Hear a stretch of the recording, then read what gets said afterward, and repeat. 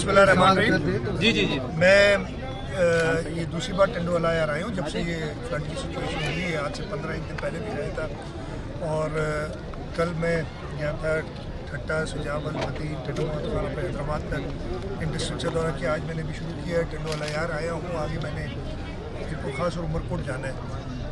जो इस सैलाब की वाक़ारियाँ हैं इससे आप लोग सब वाकिफ़ हैं, लेकिन मैं आपको ज़रा सा अंदाज़ा दिला दूँ कि ये कितना बड़ा एक आजमाइश जो हमारे ऊपर आई है।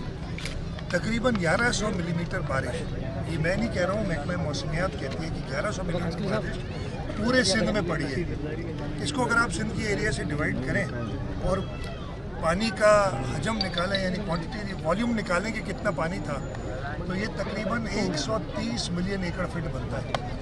130 मिलियन एकड़ फीट का मतलब है ये जो तरबेला डैम है ना, उसमें 6-6.5 मिलियन एकड़ फीट होता है। तो ये 20 तरबेला डैम के बराबर पानी सिंध की सरजमीन पे आया है और उस पर ज़रूर तकलीफ आएगी। सिंध में नॉर्मली 100 मिलीमीटर से बारिश ज़्यादा नहीं होती, और अगर 100 मिलीमीटर की जगह पे 11 गुना बारिश आ जाए तो तकलीफ लोगों को आई है, और इसका हमें पूरा एहसास है।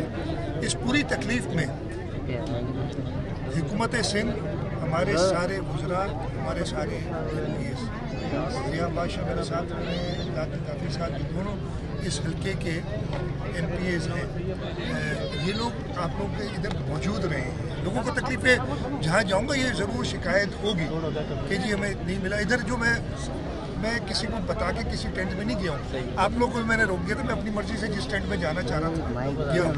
लोगों ने मुझे ये बताया कि इस कैंप के हद तक बाहर भी इश्यूज़ होंगे, खाना उनको मिलता रहा है और राशन की डिमांड की है कि हमें राशन दें। खाना भी मिल रहा है, जब इधर से जाएंगे तो इनको राशन भी दिया जाएगा।